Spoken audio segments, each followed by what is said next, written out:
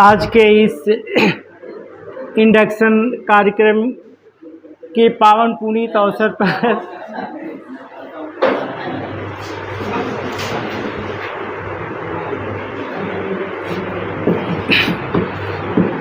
आज के इंडक्शन के इस पावन पुनीत अवसर पर उपस्थित हमारे बीच मंचासीन समस्त विद्वज्जन, संजोग से समय होता गया और लोग अपने अपने कार्यों में चले गए, फिर भी हमारे बीच जो उपस्थित हैं आपके संकाय के प्रोफेसर इंचार्ज प्रोफेसर मल्लिक साहब, शिक्षा संकाय के विभिन्न क्या कहते हैं कि शिक्षक और शिक्षिकाओं को मैं पूरी तरह से तो नहीं, लेकिन कुछ लोगों को पहचान रहा हूँ। आप सभी का भी आज के इस पुनीत अवसर पर मैं हृदय से स्वागत करता हूँ। सबसे ज़्यादा स्वागत मैं आप लोगों का कर रहा हूँ कि आप लोग बीएड के इस इंडक्शन कार्यक्रम में उपस्थित हैं। एक बात ध्यान रखिएगा, शिक्षक बनना या इस तरह के कार्यक्रम में उपस्थित होना बड़ी बात नहीं होती, आपकी उपस्थिति रेगुलर होनी चाहिए। अब कैसे आप लोग बीएड करेंगे, कैसे डिसाइड किए हैं, ये तो आप ही लोग जानते हैं, लेकिन मेरे ख्याल से जो भी डिसाइड किए हों आज के बाद से थोड़ा उसमें परिवर्तन लाइएगा और मेहनत से 2 साल आप लोग पढ़िएगा। डिग्री लेना कोई मायने नहीं रखता है। आपको मैं संक्षेप में बोल दूं एक शब्दों में, मैं यूपी से बिलोंग करता हूं। हमारे कई रिलेटिव बीएड का कॉलेज चलाते हैं, आज से नहीं बहुत पहले से, ठीक है। डिग्री चाहिए तो जाके उनके यहाँ आप अपना नाम लिखा दीजिए, बाकायदा आपको डिग्री पैसा वैसा दे दीजिएगा तो पहुँचवा देंगे, ठीक है। ऐसी डिग्री से लेकिन कोई फ़ायदा नहीं होता है। हालांकि इधर कुछ उन लोग की पकड़ बहुत तगड़ी होती है, ध्यान रखना चाहिए। उत्तर प्रदेश के राजनीतिक परिवर्तन भी वो लोग कर लेते हैं, गवर्नर तक को चेंज करवा देते हैं, ध्यान रखिएगा। लेकिन ऐसी डिग्रियां आप लोगों को नहीं लेनी। क्यों ध्यान देना चाहिए? आप लोगों को एक ठेकेदार है, क्या क्या करता है, बीटेक एमटेक क्या क्या करता है आप लोग जानते होंगे। उसने अगर गलती की, उसकी गलती क्या होगी मालूम है? ईंट और पत्थर में दब जाती है। एक लॉयर एडवोकेट वो गलती करता है, उसकी गलती क्या होती है मालूम है? फाइलों में दब जाती है। एक डॉक्टर जो एमबीबीएस एमएस आदि की डिग्रियां लेके बैठता है, वो गलती करता है तो उसकी गलती को आप लोग बनारस के मणिकर्णिका घाट पे जाके जला देते हैं। अगर एक शिक्षक गलती करता है तो बोलिए उसका जो इम्पैक्ट होता है वो पीढ़ी दर पीढ़ी प्रभावित होती है। वो न फाइलों में दबती है, न ईंट के बीच में दबती है, न उसे मणिकर्णिका घाट में जला सकते हैं। वो पीढ़ी दर पीढ़ी क्या करती है? समाज को, परिवार को, राष्ट्र को, अंतर्राष्ट्रीय संबंधों में भी सबको क्या करती है? पूरी तरह से नुकसान पहुंचाती है, क्षतिग्रस्त कर देती है। इसलिए शिक्षक का जो दायित्व होता है, मेरे विचार से हमारे आपके बीच दायित्वों का 3 पहलू होता है, एक ज्ञानात्मक, एक भावनात्मक और एक क्रियात्मक। आप ज्ञान तो अर्जित करें, भावना समझते हैं, फीलिंग्स, यस फीलिंग्स। हमारे ख्याल से आप लोगों के अंदर फीलिंग्स है कि नहीं है? नहीं है हाँ, किसी में कम रहती है, किसी में ज़्यादा, बट फीलिंग्स तो रहती है। इसके बाद आता है क्रियात्मक एक्टिविटी का। इन तीनों में आप किसको महत्वपूर्ण मानते हैं? ज्ञान को, भावना को कि क्रिया को? क्रिया को। क्यों? क्रिया आप कैसे करोगे बिना भावना के, बिना क्या बोलते हैं ज्ञान के? ज्ञान अगर नहीं होगा तो क्रिया आप कैसे करोगे? बोलिए, नहीं कर पाएंगे। आप जिस जगह पे पढ़ रहे हैं, यानी मधेपुरा की धरती जानते हैं क्रिया प्रधान धरती है, मालूम है कि नहीं आप लोगों को? कैसे मालूम, जरा बताइए तो। How do you know? हाँ,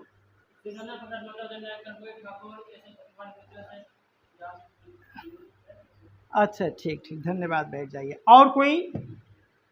इसके अलावा मैं तो जिन लोगों का आपने महान विभूतियों की चर्चा किया उनको प्रणाम करते हुए मैं बता दूं कि इस धरती की विदुषी भारती मंडन का नाम आप लोग सुने होंगे।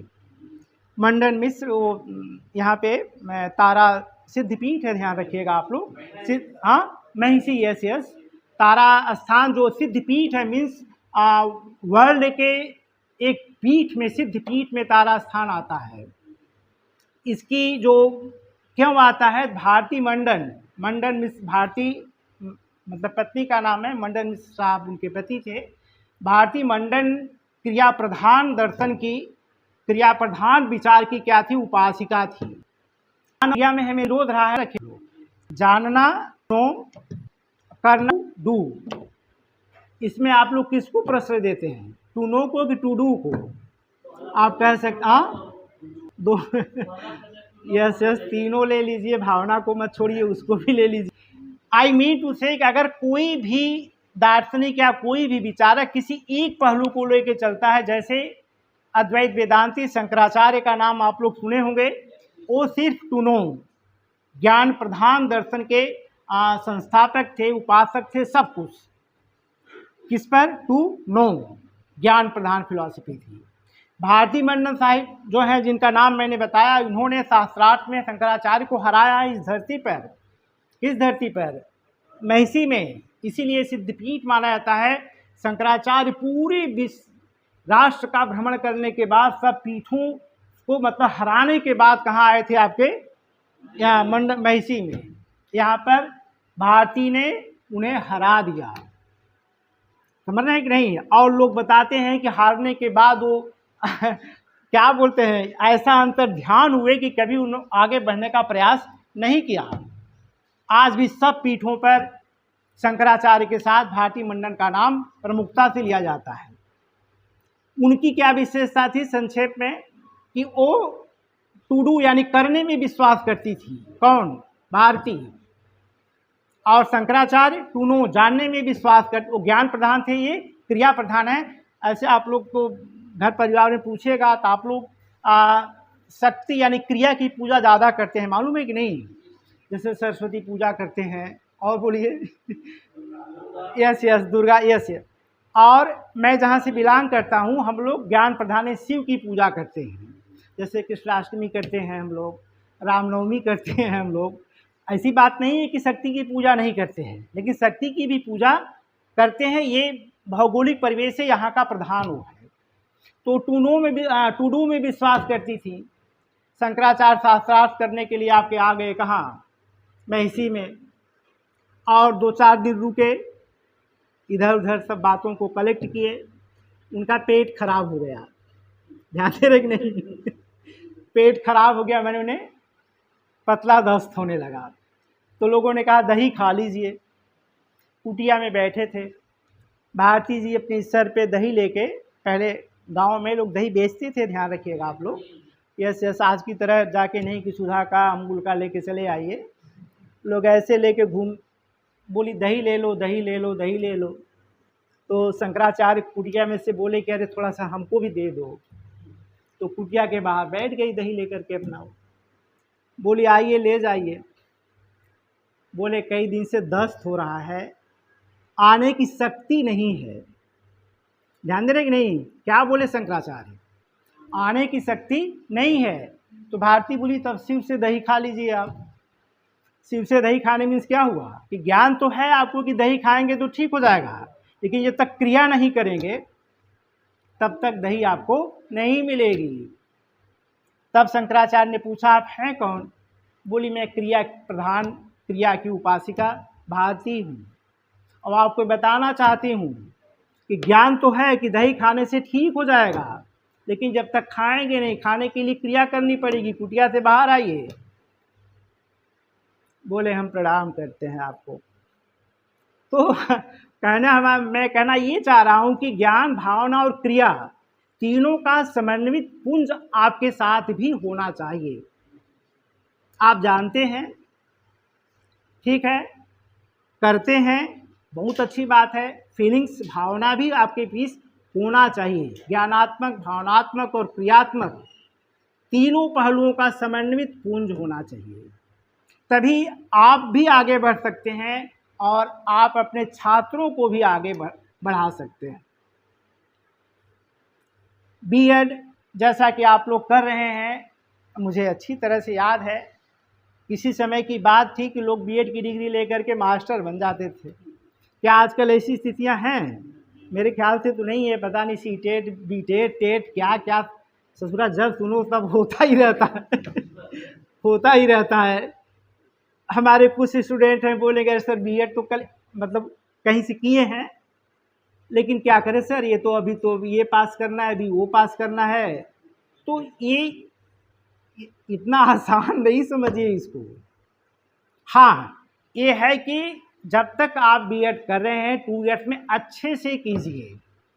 बीएड की डिग्री अगर है, किसी से बोलते हैं बीएड हूँ, तब हूँ, फालतू वाले नहीं। जैसे हमारे यहाँ बताएं ना कि हमारे कुछ रिलेटिव हैं, अभी भी हैं, वो सिर्फ नाम लिखा लीजिए, जाके पैसा दे दीजिए, डिग्री आपके मधेपुरा रहिए कि नेपाल में भिजवा देंगे, जाइए।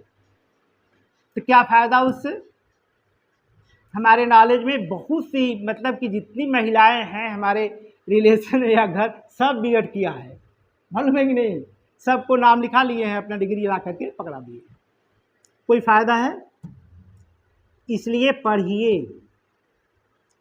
और पढ़ने का आशय हुआ कि अगर बीएड की डिग्री है तो है।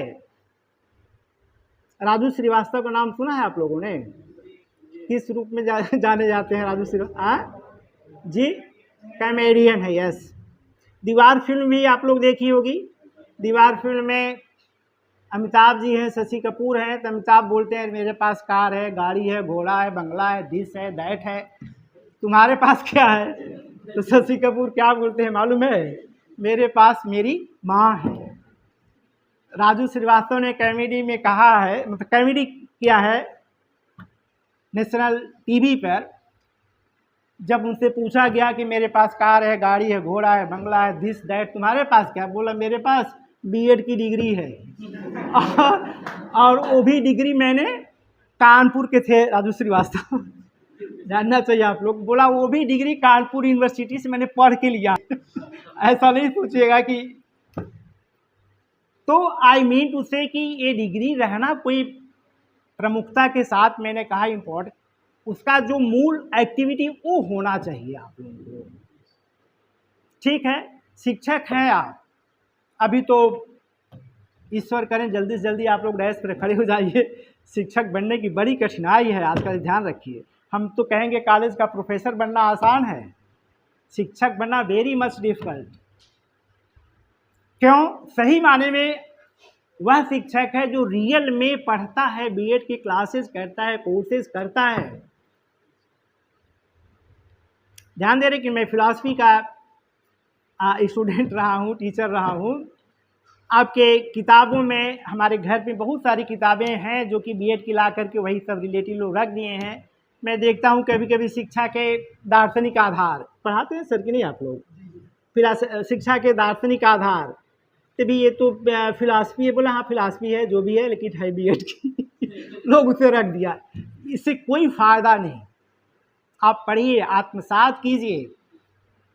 और ये बात ध्यान रखिए कि आप लोग अगर ये पाते हैं बीएड में से एडमिशन हो गया, एक बहुत बड़ी चीज़ है आपके लिए, और फिर भी अगर आप पाते हैं कि मैं बीएड नहीं कर सकता, मेरे अंदर वो कैपेसिटी नहीं है या मेरे अंदर वो क्षमता नहीं है, ध्यान दे रहे कि नहीं, तो आप बीएड न कीजिए।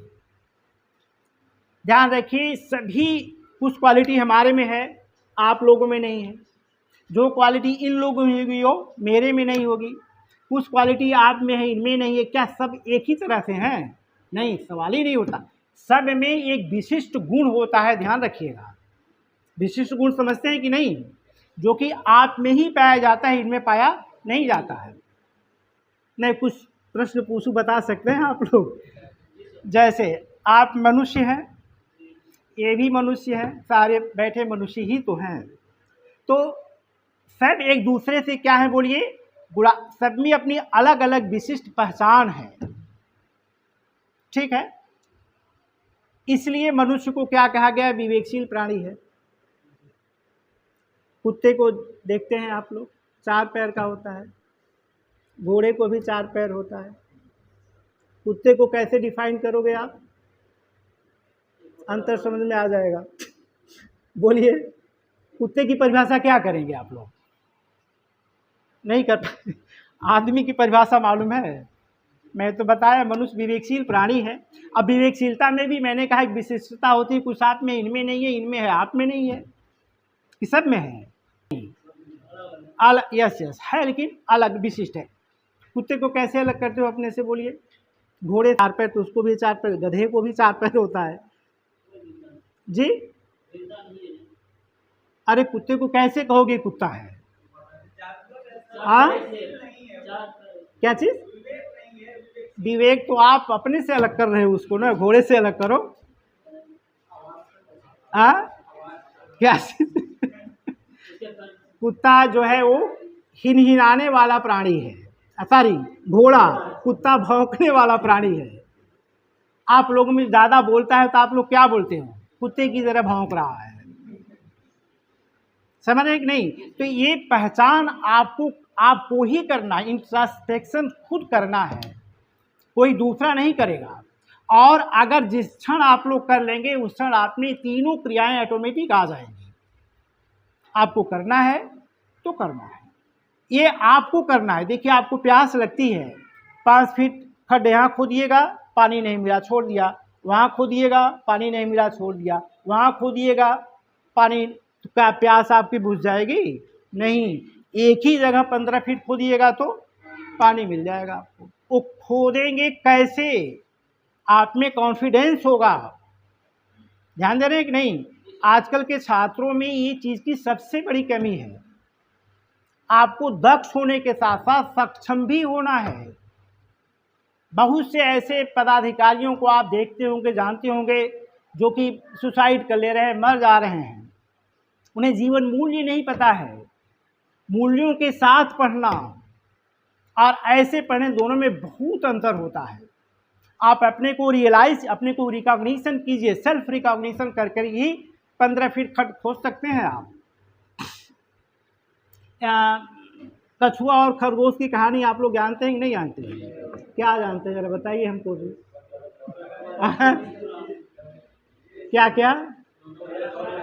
दोनों में रेस होती है। खरगोश क्या बोलता है, जरा मैं रेस्ट कर लूँ, मैं तो तेज दौड़ने वाला हूँ, धीरे धीरे आ रहा होगा, पहुँच जाऊँगा। खरगोश धीरे धीरे धीरे फिनिशिंग लाइन पे पहुँच गया। और खरगोश,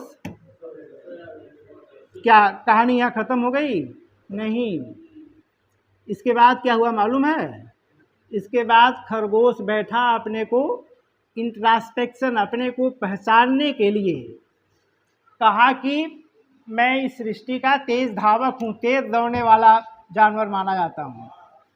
कल को इतिहास मेरे ऊपर हंसेगा कि एक कछुए से क्या किया, हार गया। तो क्यों हारा? अपने को आत्म परीक्षण करके वो पाया कि अति आत्मविश्वास, ओवर कॉन्फिडेंस। खरगोश कैसे हार गया था? ओवर कॉन्फिडेंस में हार गया था। ये नहीं होना चाहिए। बीएड कर लिए, ओवर कॉन्फिडेंस आ गया कि अब तो हो गए, हो ही गए, ऐसी बात नहीं है। हो जाइए, बहुत अच्छी बात है, बट ओवर कॉन्फिडेंस नहीं रखिए। गया फिर वो खरगोश कछुए के पास, कहा कछुआ बोला, हाँ बोला, एक दौड़ फिर हो जाए। तो बोला अब क्या बचा है? बोला नहीं नहीं, देखो कल को इतिहास में लोग मेरे ऊपर हंसेगा कि तेज धावक होकर के भी हार गया, कछुए से हार गया। कहा ठीक है चलो। फिर डेडलाइन बना दी गई, दोनों गए। कछुआ अपना तेज गति से दौड़ते हुए गया, डेडलाइन पे खड़ा होकर कहा कि मैं जीत गया। कछुआ बोला हाँ ठीक, जीत गए। ठीक, कहानी यहाँ ख़त्म हो गई? नहीं। अब कछुआ बैठा अपने परीक्षण के लिए, कहा आखिर में संसार में सभी प्राणियों को ईश्वर ने एक विशिष्ट गुण दिया है।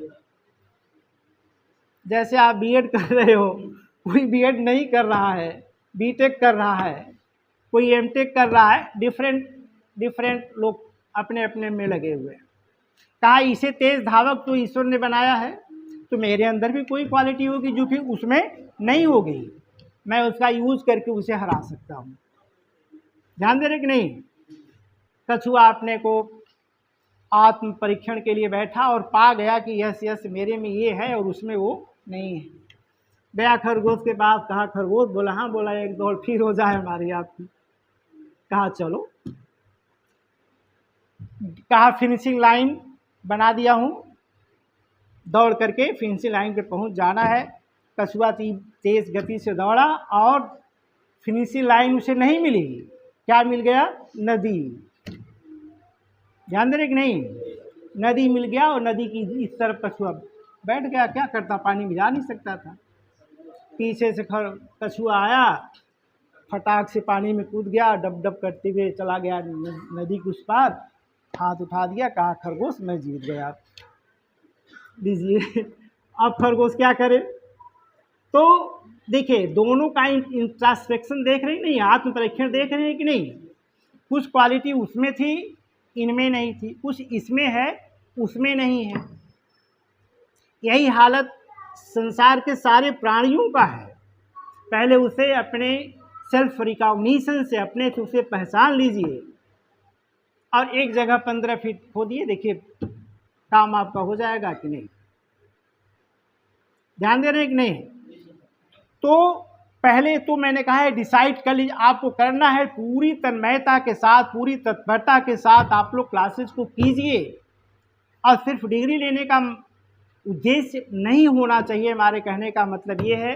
और ये जो अवसर आपको मिला है अभी विद्यार्थी जीवन का, ये फिर लाइफ में मिलने वाला नहीं है। ऐसे भी आश्रमों में पहला आश्रम क्या होता है, ब्रह्मचर्य आश्रम। आप लोग अपने को ब्रह्मचर्य आश्रम में पाते हैं कि नहीं। ब्रह्मचर्य आश्रम का काम क्या है मालूम है, क्या है बोलिए।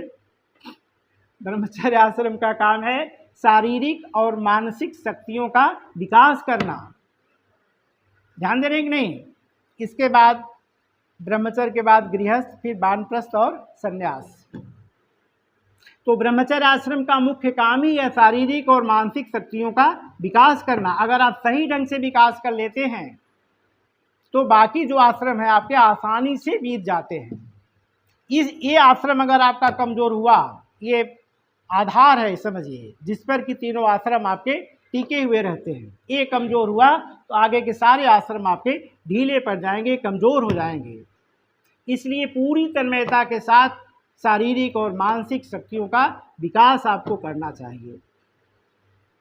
टैगोर, गांधी, विवेकानंद, नेहरू सभी लोगों ने कहा शिक्षा का उद्देश्य क्या है, आत्म विकास, आत्मपूर्णता की प्राप्ति करना। तो आत्मपूर्णता की प्राप्ति कैसे होती है, भौतिक और आध्यात्मिक दोनों ही शक्तियों का विकास आपको करना चाहिए, शारीरिक और मानसिक। आप शरीर से भी स्वस्थ रहे और मानसिक मीन्स अपना पढ़े लिखे, अपने को आगे बढ़ाएं, तभी आपके बाकी आश्रम माने बाकी जीवन आपका खुशहालमय होगा। और आजकल की शिक्षा की एक सबसे बड़ी वो है वीक पॉइंट जिसे आप कह सकते हैं, वो ऐसा है कि न तो विद्यार्थियों को नौकरी दे पा रही सही ढंग से और न जीवन में आगे बढ़ने के लिए सिखा रही है। यही चर्चा मैंने अभी कछुए खरगोश की कहानी से बताया। आपका स्किल डेवलपमेंट, कौशल विकास आप में होना चाहिए। किसी में नाचने की कला है, किसी में गाने की है, किसी में प्रवचन देने की है, किसी को भाषण देने में है। ध्यान दे रहे कि नहीं। तो वो उसका अगर कौशल विकास, उसका जो स्किल डेवलपमेंट है वह अगर हो जाए तो जीवन की सार्थकता उसी में है। मैं कहना चाहा कि आपको दक्ष होने के साथ साथ सक्षम भी होना चाहिए, नैतिक मूल्यों से लैस होना चाहिए, ताकि कहीं कोई दिक्कत आगे आपको नहीं हो। शिक्षा का मतलब सिर्फ ये नहीं है कि आप डिग्री ले लीजिए आगे बढ़ गए, आप दक्ष होने के साथ साथ सक्षम भी हों। जीवन में आगे कैसे बढ़ा जाता है, समस्याओं से कैसे निपटा जाता है, ये सारी क्वालिटीज़ आप में होनी चाहिए। कहने का हमारे अभिप्राय ये है कि आजकल की शिक्षा की सबसे बड़ी कमी अगर एक लाइन में कहा जाए तो होता है उसमें प्राण नहीं है। प्राण समझते हैं कि नहीं? आत्मा, चेतना, जिससे आप लोग जीवित हैं। प्राण निकल जाएगा तो डेड बॉडी हो गई। तो आजकल की सप्राण शिक्षण पद्धति, ऐसी शिक्षण पद्धति अपनाई जाए जिसमें कि प्राण हो, चेतना हो, जो लोगों को जीवित रखे, जीवंत रखे, और नहीं तो निर्जीव शिक्षण पद्धति को लेकर के कोई फायदा नहीं है। तो आप लोगों को मैं विशेष रूप से कहूँगा, अपनी शिक्षा में, अपनी पद्धति में प्राण लाइए, क्लासेज कीजिए, मेहनत से पढ़िए, सिर्फ डिग्री के पीछे नहीं रहिए। बीएड तो जब एडमिशन हो गया तो डिग्री तो मिल ही जाएगी, है कि नहीं? लेकिन उसमें प्राण लाने का काम आप लोगों को करना है। विद्या के बारे में तो आप लोग जानते हैं, सीधे से कहा गया या विद्या सा विमुक्ति। विद्या वह है जो आपको मुक्ति दिला दे। तो किससे मुक्ति दिलाना है आप जरा बताइए तो? अज्ञान से। और बोलिए, ठीक बोल रहे हैं। और जैसे यदि आप भूखे हैं तो आपको किससे मुक्ति दिलाएगी? भूख से। बेरोजगार हैं तो कैसे मुक्ति दिलाएगी? रोजगार से। ठीक है, अब कोई ज्ञान प्राप्त करना चाहता है अज्ञानी, तो उसे कैसे मुक्ति दिलाएगी? ज्ञान से। इसका काम ही है मुक्ति दिलाना। मुक्ति का अभिप्राय ये नहीं है कि दुनिया से उठा करके आपको कहीं दूसरे धाम में लेके चली गई। आप यही हैं, और जो आपकी समस्याएं हैं, जिसके लिए आपने उसकी विद्या के शरण आपने ग्रहण किया है, वो आपको मिल जाती है। परिश्रम करेंगे तो, मेहनत करेंगे तो। ऐसे आजकल भी लोग कहते हैं या विद्या सा विमुक्ते, नहीं बोलते हैं या विद्या सा नियुक्ते। विद्या वह जो नियुक्ति करा दे। जानते रहे नहीं? नियुक्ति कहाँ करा दे? जैसे उसकी क्वालिफिकेशंस है वैसे उसकी नियुक्ति करा दे, वो विद्या है। कौन सी विद्या पसंद करना चाहेंगे? बोलिए। देखिए, विद्या तो विद्या ही होती है, मुक्ति तो दिलाएगी ही, लेकिन जो नियुक्ति की बात होती है, नियुक्ति भी अपने विद्या के बल पे आप लेते हैं तो ठीक है। कोई कहा कि बीएड कर लो, हम तुमको फलाना जगह नौकरी दिलवा देंगे, ये भी नियुक्ति होती है। बीएड में एडमिशन ले लिए हैं हम, तो ऐसे बहुत डिटेल नहीं जानते हैं, आप लोग कहाँ से बिलोंग करते हो, कैसे हो। बहुत से लोग बोला छोड़ो, नाम लिखा लिए हो मधेपुरा में, क्या हुआ, डिग्री हम दिलवा देंगे। ये भी नियुक्ति होती है, ये भी पढ़ाई होती है। अंतर आपको महसूस होता है कि नहीं? अगर महसूस होता है तो जो डिफरेंस आप पाते हैं बेसिकली, समझ रहे हैं कि नहीं, एक प्रॉपर वे में, उसी के साथ आप लोगों को आगे बढ़ना चाहिए। और एजुकेशन में जैसा मैंने बताया कि फिलॉसफी का बहुत बड़ा रोल होता है। सुधांशु तो क्या क्लास लिए थे कि नहीं? इसमें मैंने बताया ना कि मेरे पास भी कुछ किताबें हैं जिसमें कि एजुकेशन को, मतलब शिक्षा के दार्शनिक बेस, दार्शनिक आधार, दार्शनिक महत्व करके दिया गया। तो कहना मैं ये चाहूँगा कि आपकी जो मतलब पहचान है, एक शब्दों में अगर कहिए, आपकी पहचान क्या है? आपकी संस्कृति, भारतीय संस्कृति की जो पहचान है, हमारे यहाँ गुरु शिष्य की परंपरा रही है। हमारे यहाँ शिक्षण पद्धति की बाकी देशों से अपना एक अलग सिस्टम रहा, एक अलग तंत्र रहा है। गुरु शिष्य की परंपरा में हम लोग आगे बढ़ते हैं या बढ़ रहे हैं, ध्यान दे रहे हैं कि नहीं? तो इस अपनी भारतीय सांस्कृतिक परंपरा के अनुकूल हमें अपनी पद्धति को, अपनी शिक्षा को आगे बढ़ाना है। गुरु के महत्व को बहुत से लोगों ने विभिन्न रूपों में आपके सामने रखा, वो अभी भी बरकरार है। बहुत से शिष्य गुरु ऐसे हैं जो कि शिष्यों के द्वारा ही पहचाने जा रहे हैं। तो ये आपकी पहचान आपकी भारतीय सांस्कृतिक पृष्ठभूमि के ही अंतर्गत होना चाहिए, है कि नहीं? और जिस धरती पर आप हैं, आपकी पहचान क्या है, आपको मालूम है कि नहीं? अहिंसा परमो धर्मः, सर्वे भवन्तु सुखिनः, अयं आत्मा निजो वेत्ति गणानां लक्ष्येषाम् उदारचरितानां तु वसुधैव कुटुम्बकम्। वसुधैव कुटुम्बकम, ये आपकी पहचान है। आप सीमित नहीं हैं। बाकी कंट्री जब वन विधि से शासित होते थे, जंगल राज था बाकी देशों में, तब आप विश्व के आध्यात्मिक गुरु माने जाते थे, विश्व के विद्या गुरु के रूप में आप प्रतिष्ठित थे। ये आपकी पहचान है। समझ रहे हैं कि नहीं? आप कभी जब बाकी आज कहता है बहुत विकसित हो गए हैं, जब उनके यहाँ जंगल राज था, वन विधि से शासित होते थे, तब आप विश्व के विद्या गुरु कहे जाते थे। ये आपकी पहचान है। तो हमेशा अपनी शैक्षणिक गतिविधियों को अपनी इस पहचान के अनुकूल ही रखना चाहिए आप लोगों को। इससे अलग होने का प्रयास यदि आप करते हैं तो आज जो प्रवृत्ति है उसमें क्या प्रवेश कर जाती है? भौतिकता आती है, जो कि आपकी पृष्ठभूमि के लिए या आपके विकास के लिए उपयुक्त नहीं है। अतः आप अपने पहचान को बनाइए, अपनी सांस्कृतिक पृष्ठभूमि के तहत ही आप अपनी शिक्षा को अपनाइए, शिक्षण पद्धति को अपनाइए।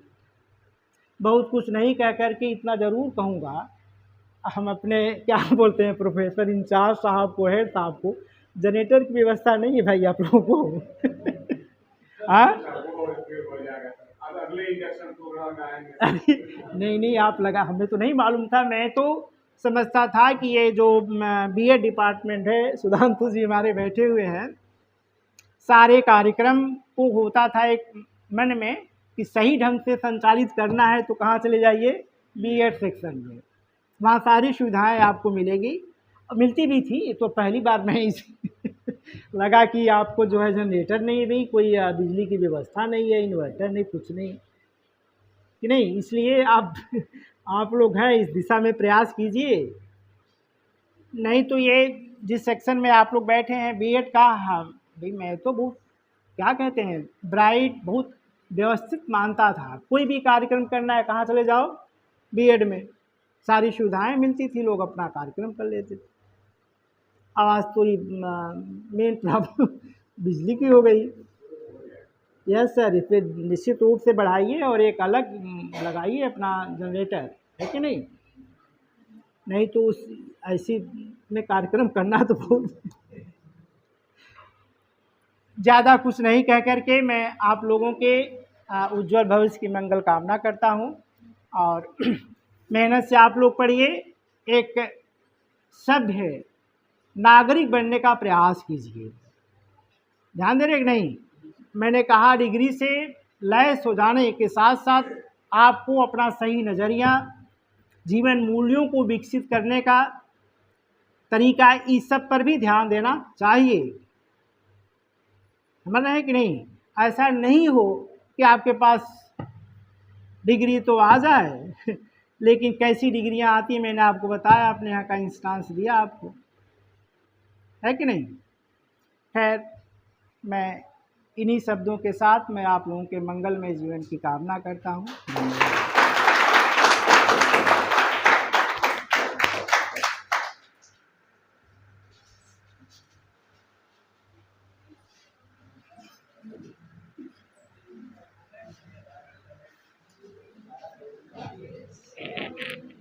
जैसा कि सर ने कहा कि आप लोगों को हमेशा इंट्रोस्पेक्शन करते रहना है, यानी स्वयं का मूल्यांकन करते रहना है।